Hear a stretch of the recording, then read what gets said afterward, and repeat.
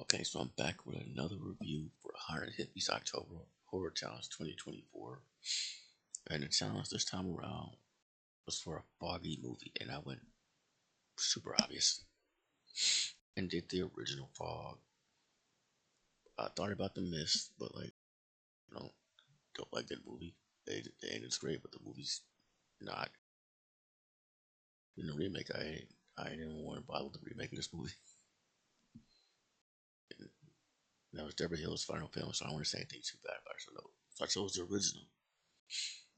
And what I remember before watching this today was I've seen this before, but it's so long ago.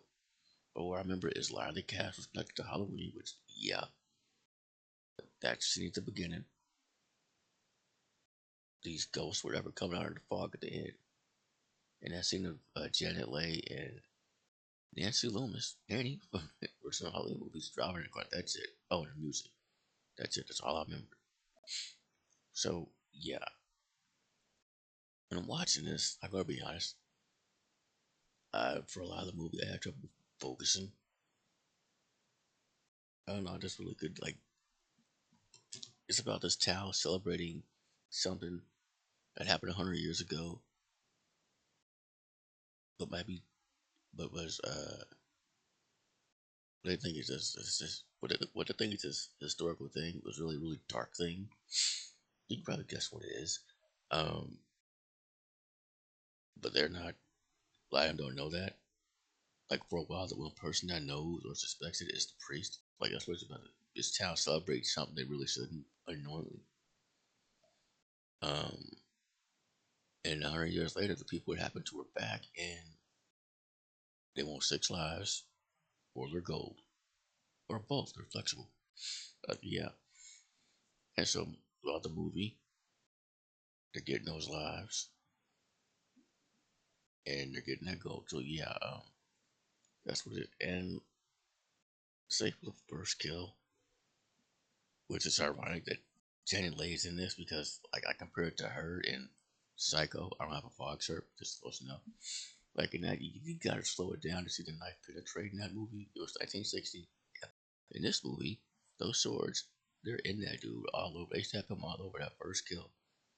But after that, they're all off screen or in the fog. You can't really make them out. I'm like, okay. I mean, I guess it's more about the build up, the atmosphere, suspense. That's all good. But I feel like the payoffs to these murders, my first one should have been really good. And at the very last one, you saw a company point blank said it was going to happen, but still, it was pretty good when there was a build up there. I set up something way cooler, undo it, only for them to go back and say, "Nah, we're gonna murder this dude anyway." But yeah, and my goodness, so each one of these people have something going on. Adrian Barbeau, Nancy Loomis, and Janet Leigh, the badass Tom Atkins, Charles Cypress, Sheriff Brackett from Halloween.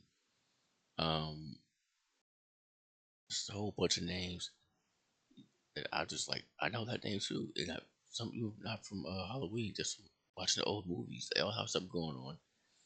Agent Barbeau and her son. She's trying to raise her son, but she's also doing like this radio thing. Which when I saw that, I was like, wait a minute, she played like literally a similar role, almost the exact same role in Creepshow, a TV show a few years ago. Was that a reference to this? Because again, it's been too long since I've seen this. So I thought that was interesting. And Janet Leigh and Angela was doing something political I could not care less about. I like them, but they're political. I really didn't care. Especially was the commentary in this movie is there. People celebrating something that they really shouldn't. Looking at through rose-colored lenses, really it's dark as fuck. There's a lot of that here in the states. These holidays, and of course, the people, one of the people that did it, hit the gold that they took. They took the, he took the gold, his portion of the gold, I guess, made it into a cross, and they hid it in his church. There's a commentary there. That's where you guess that. Like it's there. But yeah, and then you got Charles Cyphers. I'm not even sure if he's a thing, but Agent Bravo keeps calling her sweetheart. I don't know. Um, I forgot what his thing is, but he's actually pretty cool. His final line is pretty fucking awesome. He's like, because he's on the phone with Agent Bravo, and the fog's coming in, and he's not believing. He's like, it's a damn joke. That's what it is. And you hear knocking. That's how you know they're there. The fog and then knocking. It's could be way creepier. And he goes to the door.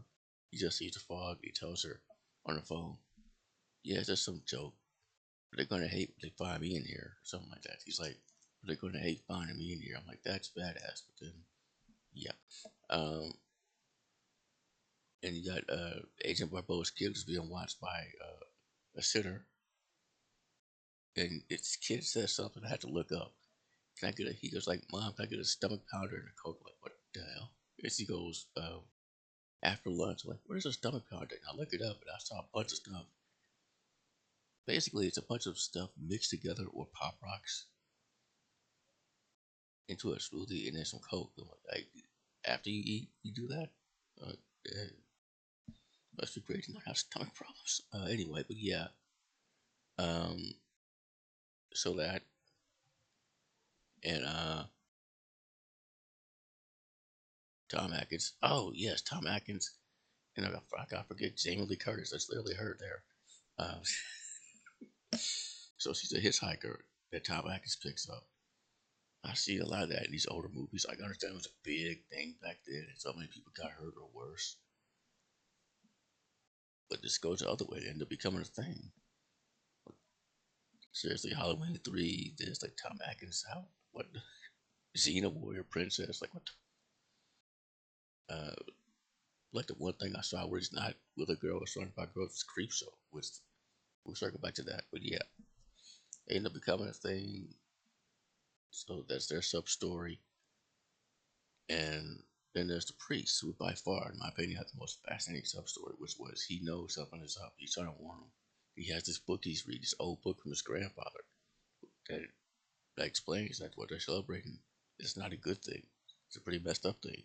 He did a pretty messed up thing, and they're about to pay for it. But they don't believe him. Of course, it's a horror movie. But whoever played him, by far the most interesting character in this movie. Like him and Agent Bravo, they have my attention. Everybody else, I like them, but I just again had trouble focusing. Yeah, like I don't know. Of course, I love John Carpenter. Yeah, so all those stories intertwine as the fog comes in and starts, and those ghosts, I guess they are, start taking lives. Um, it's culminates in the end with Agent Bravo, who you had to hire somebody with good mic skills to play that sort of role, and she has good mic skills. Like my goodness, she's trying to warn everyone. Like all those times she's trying to warn everyone when she's trying to apologize to her son. Like wow. Also, Agent Bravo. Wow, she still looks good. Wow, man. And then like they're all meeting at the car and everything. They're all meeting, and that's when finally the priest reads the book, and now they want to believe him. And it culminates to what is probably the best scene in the movie to me, because you do a good close up. Like most of the movies, these creatures or ghosts, whatever, are in the fog, and you don't see much of them. You just see their weapons and them like presumably stabbing their victims. Like, yeah, it cuts away where it's in the fog, except for the first time. But you could look at them. One of them is green with, I don't know if it's snakes or maggots or whatever coming out of the face. But the one that caught my attention had those red eyes. Okay, I feel like those could have been utilized greatly, but they weren't until the end. And again, there's something real cool between him and the priest. But they anyway. But yeah, now I'm not going to sit here and question why this movie is as beloved as it is. It is a love letter to horror fans. I mean, Tom Castle, his character's name is Nick Castle. There's a character named Dr. Fives. That is a deep cut horror reference to like my favorite Vincent Price movies. I'm like, why did they get him? Like he was still doing stuff back then. He was still around. I understand his health, but he was still doing stuff. Like getting all these people, like all these names. Even though I saw Halloween, I recognized. Like, yeah, yeah. So that's why I get why it has the reputation it has. But I'm like, this is better than the remake by a mile. I just feel like I don't know. It was missing something for me to really get behind it. I mean, it says bolt your doors, lock your windows. There's something in the fog, but yeah, that's what Agent Bravo said. And when she said that line, she said it. But the thing is, they repeatedly showed the fog coming under the doors or through the cracks, like windows or whatever, so that bolt your doors. That doesn't work. But yeah, no, I didn't hate this movie, not at all. Um, I need to rewatch it. Like again, I haven't seen it in a long time, and the remake is ingrained here, so I remember that. This is way better than that. I will come back to this before the remake, I guess. Yeah, I'm curious to watch the remake though. Now, really love this movie. I will really I like this movie. I'll say that. I like it, but I'm not sure if I love it. I don't know. Like I said, I maybe need more viewings. That was The Fog, 1980. John Carpenter. Oh, the music, by the way. Again, it's John Carpenter. The music was fantastic. Really helped with the atmosphere. Just again, I wish there was more in the execution of like the executions, the murders, yeah. And the story was good, but like, why are they coming after these people specifically? I get the priest; he has a direct connection with everyone else. Are they descendants too? I don't know. But yeah, that was The Fog. Thank you for watching.